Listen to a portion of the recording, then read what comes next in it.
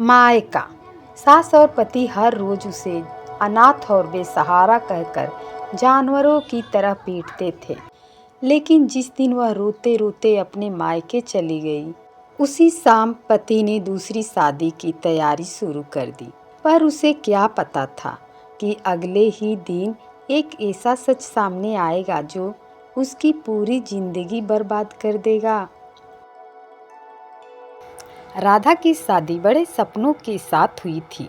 उसने सोचा था कि उसे नया परिवार मिलेगा, प्यार मिलेगा और सम्मान मिलेगा। लेकिन शादी के कुछ ही दिनों बाद उसके सारे सपने टूट गए। उसकी सास हर बात पर ताना मारती, अनाथ लड़की है, इसे रिश्तों की क्या कीमत होगी।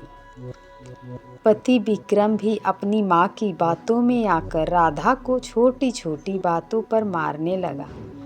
राधा चुपचाप सब सहती गई। वह सोचती थी शायद एक दिन सब बदल जाएगा, लेकिन हालात और भी बदतर होते गए। एक दिन तो विक्रम ने सबके सामने उसे थप्पड़ मारते हुए कहा, अगर रहना है तो चुप रह, नहीं तो अपने मायके चली जा। राधा की आंखों से आंसू बह निकले। उसने बिना कुछ कहे अपना छोटा सा बैग उठाया और अपने मायके चली गई। राधा के जाते ही घर में खुशी का माहौल बन गया। सास बोली, अच्छा हुआ, बोझ टल गया, अब किसी अमीर घर की लड़की से शादी करेंगे। विक्रम ने भी जल्दी जल्दी दूसरी शादी की तैयारी शुरू कर दी। रिश्तेदार बुला लिए गए, बैंड बाजा भी बुक हो गया। उधर राधा अपने मायके में टूट चुकी थी। तभी उसके मामा ने उससे कहा, बेटी अब डरना मत, अब सच सामने लाने का समय आ गया है। राधा ने पहली बार बताया कि शादी के बाद उसके साथ कितना अत्याचार हुआ। मामा ने सारे सबूत इकट्ठा किए, मारपीट की तस्वीरें, डॉक्टर की रिपोर्ट और पड़ोसियों के बयान।